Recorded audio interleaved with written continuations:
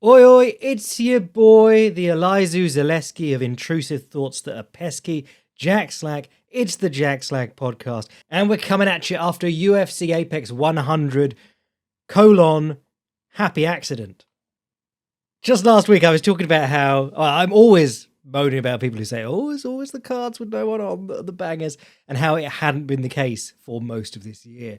But we were talking about how, 85% of the time, if you see a good matchup, you know it's probably going to be a decent fight. And if you see a bad matchup, it's probably going to be a bad fight. You can tell from having knowledge of the sport and the fighters. But this card was awful to look at. And we happened to get a dozen finishes, which was fantastic. I watched this fight Sunday morning. Took me less than 2 hours to watch the whole thing. I loved it. However, if you were watching it live, you probably had a much worse experience, because I was very aware that during the prelims, I was just winding through 20 minutes at a time of them kicking it back to the desk. Let's hear what Rashad Evans has to say about the main event that he's talked about twice already. It is rough when they have a night like this because they have to fill the airtime. Main event has to come on at a certain time. You can't have everyone just leave the arena by 8 p.m. I mean, for me, where I'm at in my life right now, I'm like, get to watch the fights and have an early night? Fantastic. Be able to get a train at a reasonable time without a load of drunks around me. But I was thinking about the old stories about Bonner versus Griffin, the first Ultimate Fighter finale, a fight that's credited with changing the shape of the sport and the UFC's fortunes.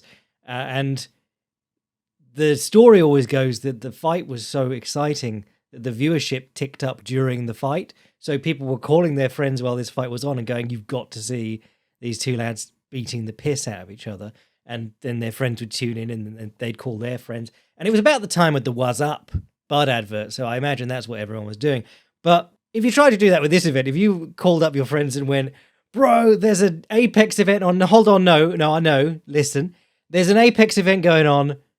People are getting knocked out left and right. Tune in right now. And then you'd be like, well, give it 15, 20 minutes. I'm sure the fighters are about to come out soon. How many first round stoppages on this card?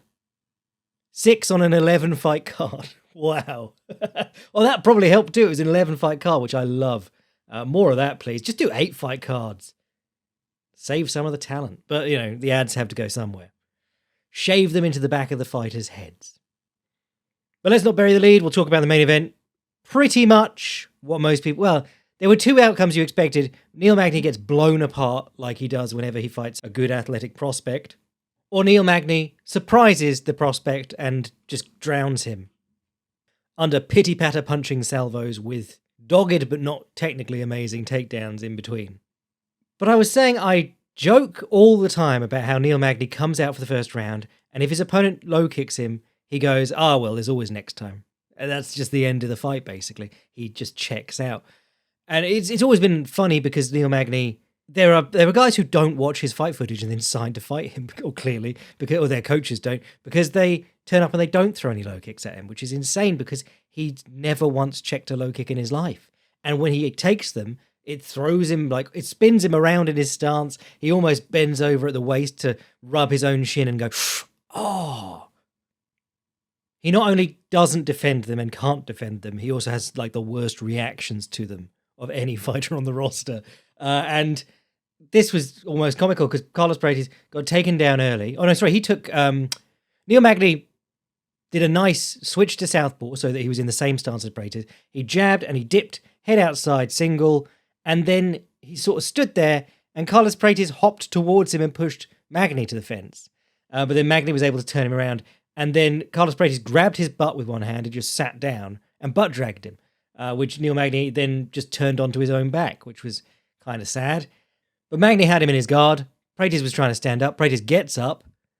The ref says, come on up, Magny. Magny stands up and immediately gets low kicked and almost collapses. That's just the fight fell apart from that moment on. The low kicks were not even a big part of Prates' plan, but the 2 or 3 he threw upset Magny so much that you could just see his demeanor completely change.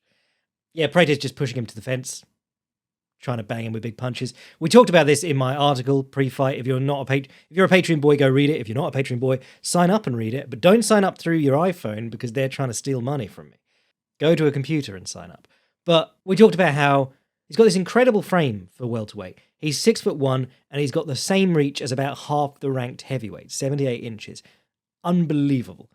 So what he does is he puts the opponent's back foot to the fence so they can't retreat. And then it's like, once they're on the end of his reach, they either stand there, possibly getting punched all the time. And he's very quick too. His left straight is so fast. So they either get banged in the head or they try and swing off the fence, which is really teeing him up for counters. If you watch the Li Jingliang fight, he pressures Li towards the fence and Li goes, uh-oh, better get out of here. So Li starts swinging at him. Prates leans back and then pops him with a 1-2 and drops him. Or the Radke fight's an example of someone who didn't fight back off the fence. He pressured Radke back to the fence, and then Radke was sort of like staying tight in his guard, and Prates just grabbed his lead hand and punched him with his left hand, and then went, woo, and then kneed him in the body. But it's that situation where he's not using his length to dance around the ring and stay at the end of his reach. He's pressuring the opponent back to the fence and then saying, right, I can hit you from a lot further out than you can hit me, so you're going to have to run off the fence at me if you want to have any success. But Magny, he just caught ducking because Magny was trying to duck and grab the single with the head on the outside along the fence, which worked once, but then didn't after that. And he got banged in it looked like top of the head, might have hit the temple first. But yeah, Prates has ridiculous power. Magny's a little bit fragile anyway. Put him down pretty easy. I've been impressed with Prates' takedown defense so far. I was impressed with it before this fight. I think, like I said this in the article, I think there's exploitable holes in his striking more than anything. His defense for everything is to circle back to his left, which means if you are a good ring cutter, or at least you know where he's going, basically anytime you step in on him, you know which direction he's going. It's back and, well, away from you to your right. So herding him onto the fence is a pretty predictable task, but Magny was just not interested in that. Magny was just pop the jab and grab the single leg and hope to take him down from there. He didn't even try the Malkoon single when he had the single leg with the head on the outside along the fence. He was just stuck there getting butt dragged. Malkoon finish on the single is the best finish in the sport at the moment for me. He did keep trying to get the leg up high and kick the standing leg out. The only problem is like tree-topping a guy who's really, really tall, not always the most successful. I mean, Magny is 6'3" himself. And also has an 80-inch reach, so all of that stuff about reach doesn't matter that much in this fight because Magny can't strike very well.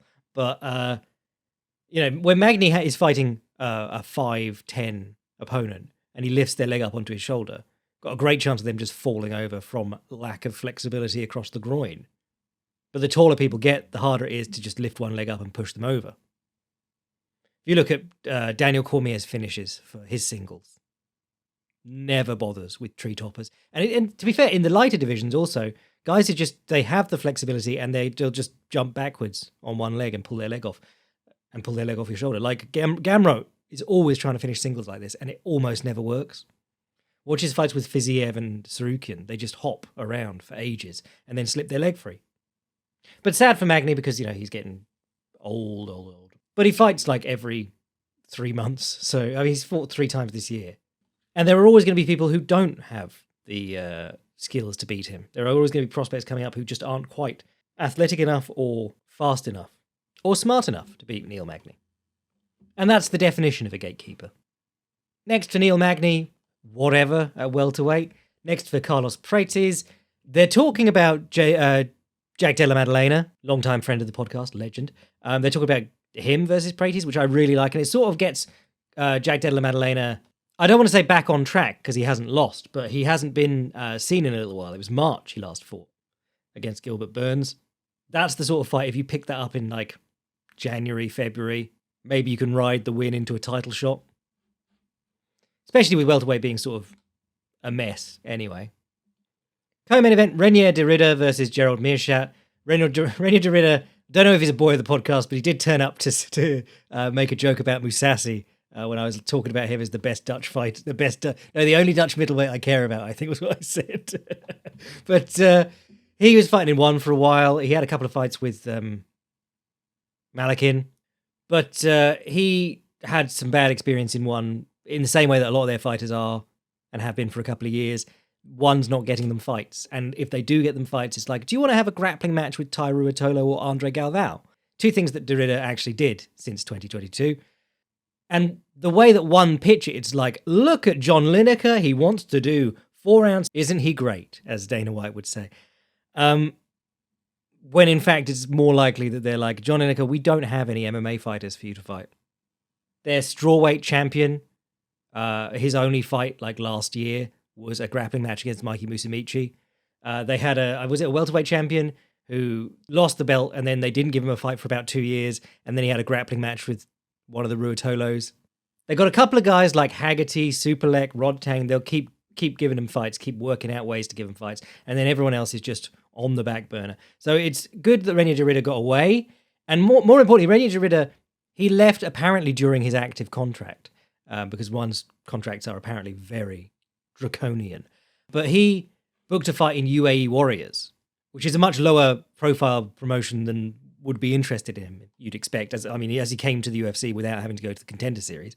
But I suspect the UFC were like, well, let's see. Is he actually still under contract? And one made huge noise about it for days.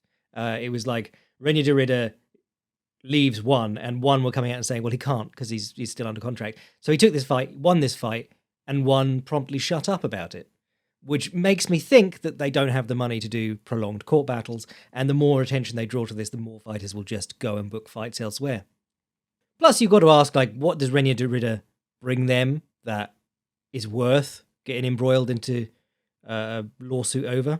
Is he a huge name? Not really. They billed him as a star for a while. He was a 2-division champion, but I don't think he's drawing any more hits on YouTube or whatever they measure their success in than anything else, than like a Stamp Fairtex or whatever. So he's probably in the right place now, a place where he can be a good competitor and be valued as that.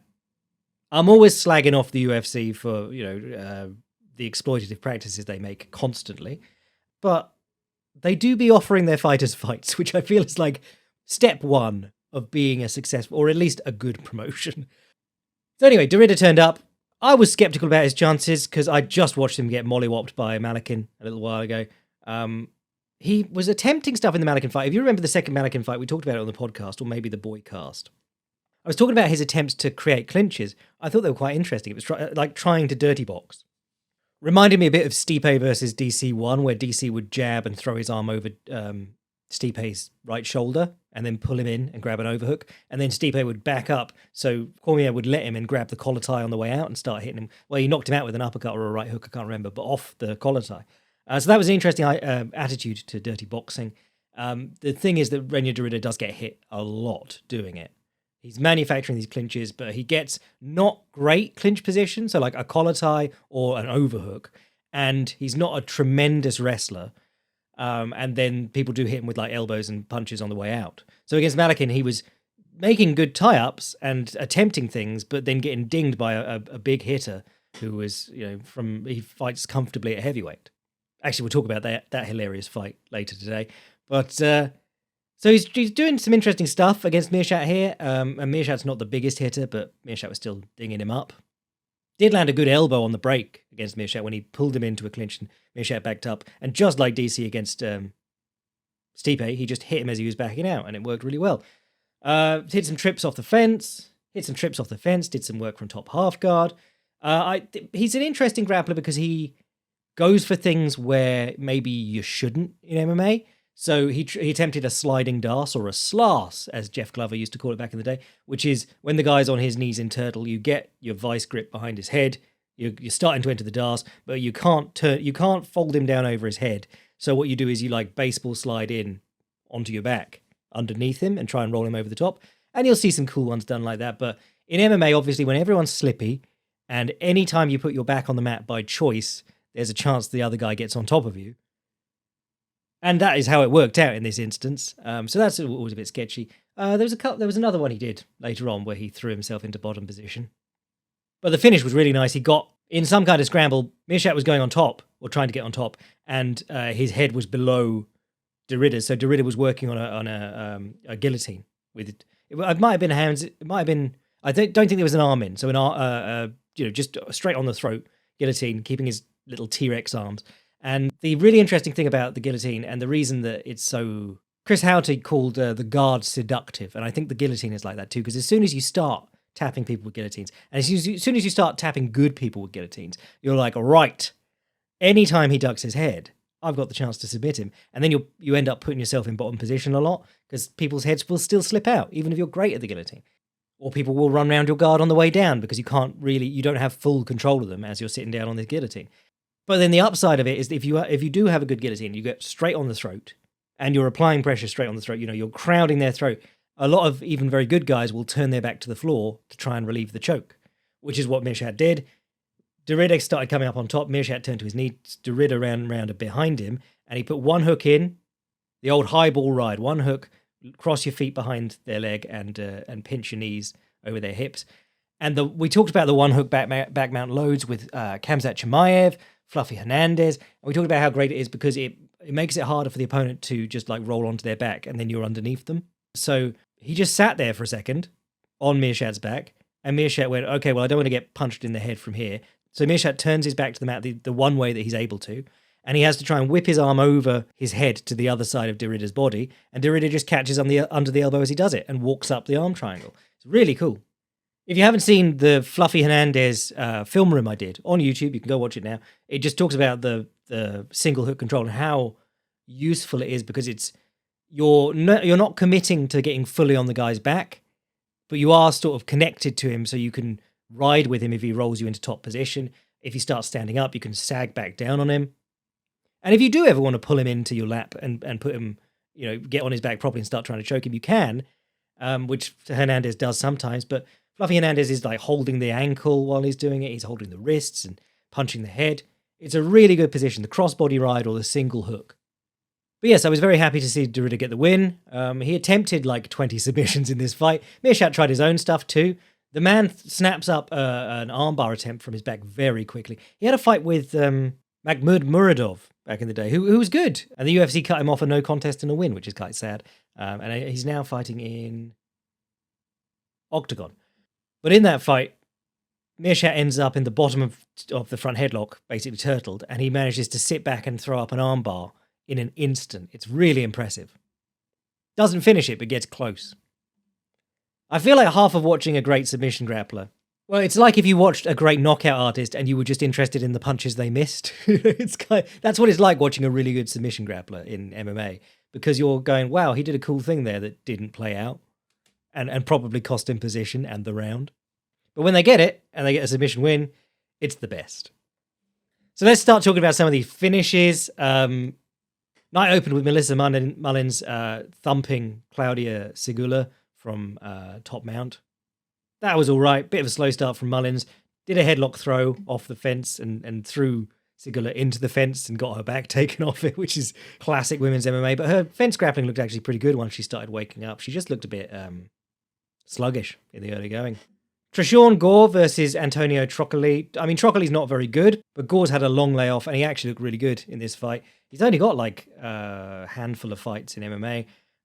But he came out, picked up the single leg with the head outside. If you want to see chaining finishes in MMA, if you want to see like just good wrestling for MMA out in the open, this little sequence at the start is really good. Head on the outside single, which is a great one because it takes you away from the rear uppercut and the rear knee, which are things that can get you knocked out while you're ducking in for your takedown attempt. Picks up the single with the head on the outside. Does a little attempt to dump, run the pipe, whatever you want to call it, shoulder down, circle a little bit. What happens is Troccoli hops, and as he hops, Trishawn Gore transfers the leg that he's holding to the outside of his body, steps through, grabs the standing leg, and double legs him. So single to double. Not quite a Barzaga, that's a little bit different, but same in principle. And you'll see, like, Glover Teixeira was very good at this at light heavyweight.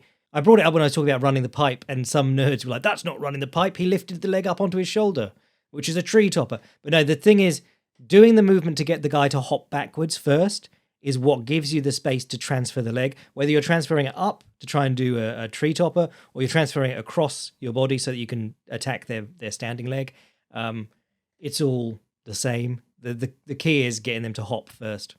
And you'll see guys do this in other ways. Andre Galvao in submission grappling used to pick up a single and he'd just walk backwards, like drag the guy towards him and then change direction and run at their standing leg. Because every time they hop, their foot comes off the floor, they've got no contact with the floor, they can't change direction. It's hard to change direction on one leg anyway, but as soon as you're hopping, like your whole weight is off the ground. And he just timed the change of direction to smash into your standing leg as you were hopping. So Trockley fought his way up, and Gore caught the guillotine, arm out, I believe, with the high elbows, doing the coat hanger, as they like to call it. I can't remember if this is the same guillotine that he caught Josh Fremd with, but his last win was a guillotine over Josh Fremd back in 2022. Man, more than 2 years ago, October. So yeah, it looked impressive, and it was good to have him back.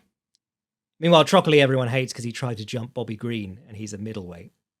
Allegedly. Damon Blackshear versus Cody Stamann. I love Cody Stamann. It's always sad to see him lose, but I think he's a really good, well-rounded fighter. You're not going to get like the most exciting fights from him all the time. You're not going to see him win all the time, but he's one of those ones you can look at and go, that's pretty good MMA, done all round. If you're learning MMA, if you want to be a good fighter, he's the sort of fighter you probably want to watch. Maybe back in his best days, back in it's like a decade ago now that he was on a winning streak. But he was trying to use level changes into left hooks, and they worked pretty well in the first round, in the first like half a minute against Blackshear. I thought, he's onto something there. And then Blackshear started threatening with counter knees. He was standing very upright, so I thought he was a bit of a sucker for the left hook and the overhand. But he was looking for knees, and then he started doing, he'd slap with his left hand, he'd slap Stamann's right hand, and then throw the right straight down the center. So it was like a left hook, but it's not really a left hook, he's slapping. So he's just occupying your right hand while he throws his right hand. And then once that landed, he'd go proper left hook into right straight, and then he'd go back to slap to right straight. It worked really nicely, whether that left hook was a real threat or not. Or rather, whether that left hook was designed to go around the guard and hit Stamann, or whether it was to keep his right hand busy while Blackshear threw the right straight.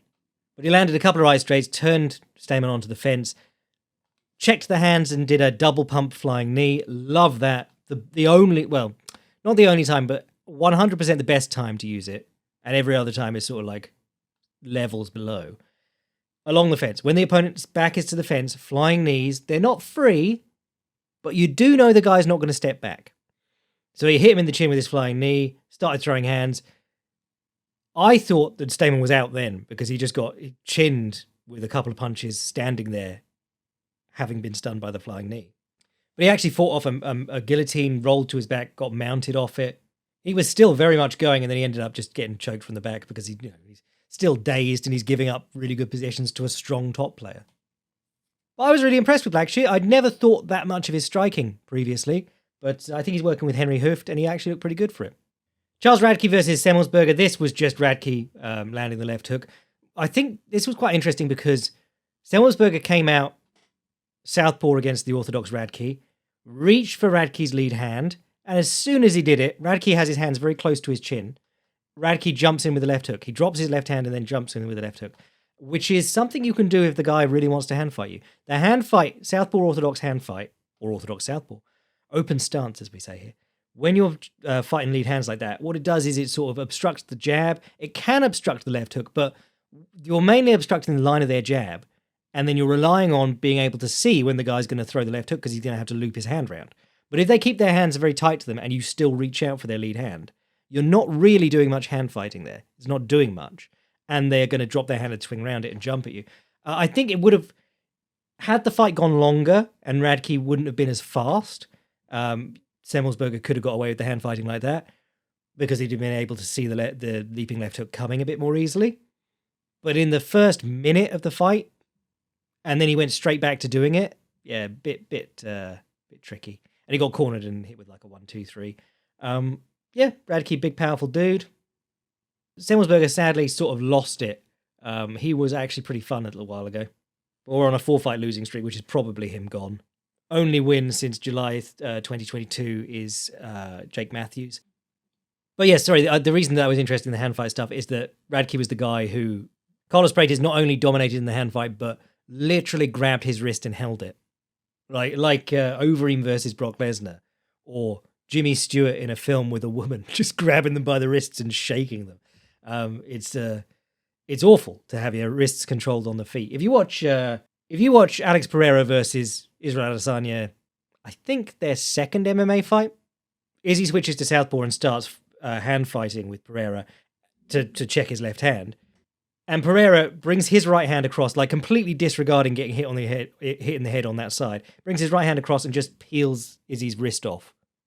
Like standing wrestling. He was like, okay, I don't care about getting hit. I just want to free up my left hand. Actually, Derrida did something that made me laugh. Gerald Meerschaert jabbed him in the face, and Derrida brought both hands up and grabbed his wrist. Like fucking Aikido out there. The only time I've seen that sort of thing done effectively was Sean Strickland versus Izzy. When Izzy was extending his lead hand and trying to hand fight, Strickland would clap both hands in, grab the forearm, grab the wrist for a second, and front kick. And it worked really, really well. I've never seen anyone else do it against people who want to hand fight. Oh, hate having to praise Strickland, but it is the 100 Apex special, and he is the most Apex fighter of all time. But that's another thing about like the Prates' reach and his reactions. But if he's holding your lead wrist, your lead hand, or just checking your lead hand, and you try and drop your hand, throw a left hook, and leap in with a left hook at him, you got so far to cover from the end of him holding your hand. And his reactions are much better than Semmelsberger, but being so tall and so long it does come with heaps of advantages. Zaleski beat up Zach Scroggin, a fight that not a lot happened in. Zach Scroggin threw a kick and then back towards the fence and then got caught along the fence. And I don't think Zaleski was like, I'll bang him out in one. I don't think Zaleski was in there to knock him out with the first punch. He just caught him along the fence and managed to chin him. And that was the end of that. But good to see Zaleski looking so good. He's real hidden gem at welterweight because he was on a great streak. And then he fought Li Jingliang. I think he was on like an 8-fight winning streak in the UFC. Where he knocked out Sean Strickland, Luigi Vendramini, Omari Akhmedov, who was a tricky dude. But yeah, he was on a great run in the UFC. And then he met the Leech, and the Leech beat him up. And I think that's probably Li Jingliang's best win. But that was a weird fight because Zaleski just like forgot how to box. He looked absolutely dreadful. He was tripping over his own feet, running around, pushing his punches, winging them with his head down. And then slowly, over recent years, he's actually started looking much better as a boxer, in addition to having great kicks and stuff. And 2 fights ago, he fought Rinat Fakhretdinov and got dropped in the first round and 10-8'd, but then he beat the piss out of Fakhretdinov for the next 2 rounds and got the draw, which is a shame. But yeah, he's looking good. He's getting a bit old now, 37, but there's older dudes in that division doing things. Anything else I missed? Oh, Dusko Todorovic getting smoked. He's a sad one because he's got skills. Like sometimes he shows some interesting stuff. He has technically decent stand-up sometimes, but he's not as physical as a lot of the guys at 185 are. He's not a natural hitter, and he doesn't take a shot great. And Mansour Abdul Malik is absolutely a natural hitter and does take a shot quite well. So if you just put it down to that, Todorovic was going to have a hard time. But then Todorovic tried to bum rush him and got chinned on the way in, and that was just awful. And then he ended up playing a load of leg entanglement stuff. If you go back and watch this fight, just remember the thing I always say about leg entanglements. You probably won't finish a leg lock in MMA. The important thing is to get their knee pointing away from you. And Dusko Todorovic is holding this leg, and the knee's pointing straight at him, and so Mansour Abdul Malik is just able to punch him in the head while he's holding onto the leg. Dusko Todorovic was treating that leg like it was a guard, like he had to hold on to it. When really, you got to be like, try and leg press through his knee joint, reap his leg as hard as you can, and scramble away while he's turning back to face you. Or start up kicking. Just start motorboating your legs as soon as he starts coming back in. Because that's the other great thing, if you're attacking legs, the guy's probably standing. But yeah, rough one for Todorovic. What's he on now? He's got to be like a 3-fight losing streak. No, only 2. The Christian Leroy Duncan. He beat Jordan Wright in the in-between, but also got knocked out by Chidi Njoku. He gets finished quite a lot. He got knocked out by Puna Soriano before that. But yeah, he was undefeated until 2021, and then he's gone 2-4 in his last 6. So yeah, rough. But yeah, not a bad night of fights. One I'm catching up on, one championship that is. Very funny main event. Anatoly Malikin, who's the guy who beat up Derrida at 2 weights. People were hyping this guy so much, and I was watching him going, I think it's probably because one has no fighters. If you watch one championship, especially their MMA, anyone who wins a belt tends to win another belt as well. They've got more double champions than they've had single champions, basically. Because there's such a lack of depth. Anyone who's a little bit good can go up a division and win that as well. Malikin won his heavyweight belt from fucking Arjan Bula, who I believe is the only man to get submitted by an omoplata in the UFC, and was just awful. But yeah, he defended his belt against Umar Kane. You'll know him as a Reug Reug this week. And Reug Reug is just like a massive dude who swings wild and does cool takedowns sometimes, but he's got an awful gas tank. He's pretty mid. He would be unremarkable if you started matching him up against real top heavyweights, but there aren't a lot of real top heavyweights. So yeah, he won this fight, but he was ragdolling Anatoly Malakin through the air, and they're in the ring, so Malakin just keeps putting his elbow over the rope. And for the first time ever, Herb Dean is taking points for that. Because I'm going to upset some people, but this was Fedor's number one takedown defense. Put your elbow over the rope as you're falling and be like, oh no, I got tangled up. Oh, can you believe it? And now I'm back on my feet. Oh, I'm glad that the amount of MMA that goes on in the ring now is so small that people notice it, which is good. But had this happened in Rising, people would have been like, great fight. What, ropes? Oh, I didn't see any. The ring is so shit for MMA. Just dreadful. But it was a bad fight. Reug Reug won. I'm really glad Reug Reug won. I love that this is a sport where people from all sorts of places all over the world can get good at fighting and win things. Right now, we're in the wave of a small province in Greater Russia, Dagestan, not notable for anything else. If you go and look at their Wikipedia, it's all professional fighters, and before that, it was wrestlers. But they worked out what works in MMA. They train hard as hell. It's two-part. It's the training hard as hell, and it's the ideas of Abdulmanap Nurmagomedov and his coach and his fellow coaches. And they've mastered the meta of modern MMA. They're running the game right now. But Conor McGregor came out of Ireland. No reason that he should have been as good as he was. And I know that we're so far removed from Conor McGregor being good and a serious fighter that that's hard to believe. But if you were there for the rise, he was spectacular.